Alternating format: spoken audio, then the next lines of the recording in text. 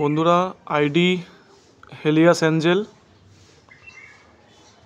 বিভিন্ন সময় বিভিন্ন রকম রঙে ফুটছে। অপূর্ব সুন্দর জবা, যার কোনো জবাব নেই। ট্রপিক্যাল জবা, আইডি হেলিয়াস অ্যাঞ্জেল। জয় বড়মা, ড্রিম হবি কলকাতা চ্যানেলে আপনাদের সবাইকে স্বাগত।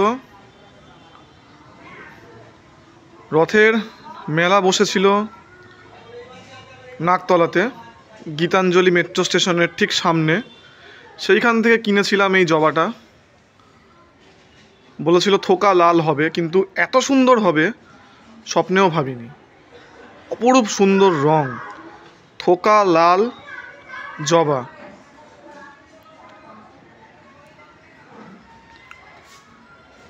আর অল টাইম ফেভারিট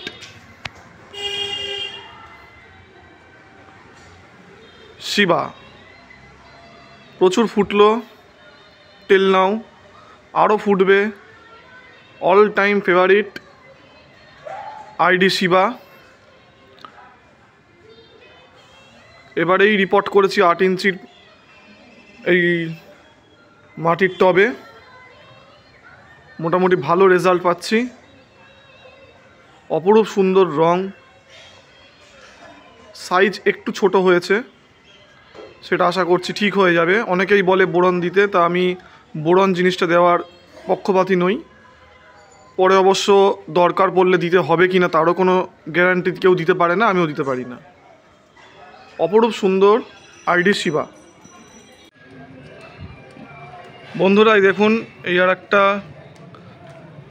কালো জবার ভ্যারাইটি বা কালচে জবা।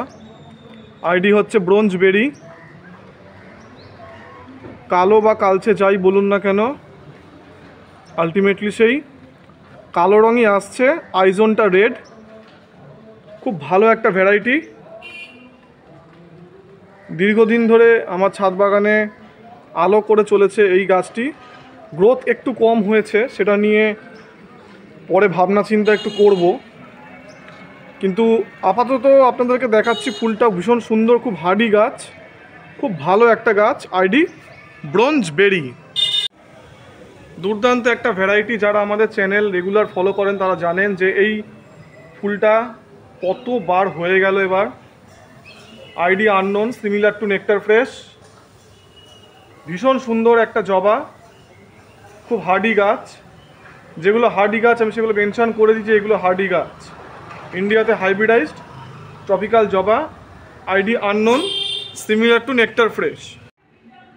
আরও একটা কালো জবা বন্ধুরা, ID Indian in cross madam কুড়ি। অনেকে হাইকিউও বলে, আমিও বলেছিলাম অ্যাকচুয়ালি, কিন্তু এটা অরিজিনাল হাইকিউ নয়, সিমিলার টু হাইকিউ। দুর্দান্ত সুন্দর জবা, ভালো গ্রোথ,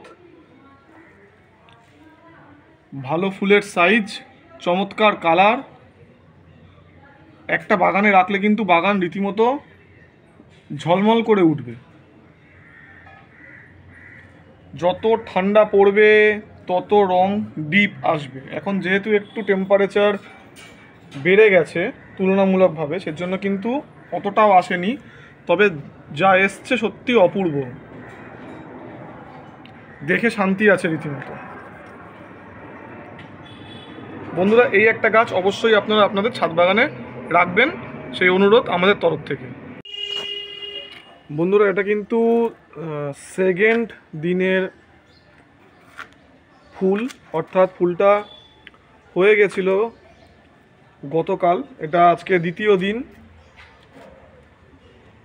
সেটাই দেখাচ্ছি যে এই ট্রপিক্যাল জবা স্পেশালিটি, যে এরা কিন্তু শীতকালে 2 থেকে 3 দিন খুব ভালো মতো থাকতে পারে। অবশ্যই টেম্পারেচার 12-13 ডিগ্রি এরকম থাকতে হবে, তাহলে কিন্তু এরা 3 দিন খুব ভালো মতো স্টে করবে একদম ঠিকঠাকভাবে। তবে রং কিছুটা ফিকে হলেও হতে পারে, কিন্তু আমার নজরে এটা এখনো পর্যন্ত একদম পারফেক্ট লাগছে। কোনো রকম ফিকে ভাব আমি দেখতে পাচ্ছি না, কারণ গাছ যথেষ্ট পরিণত।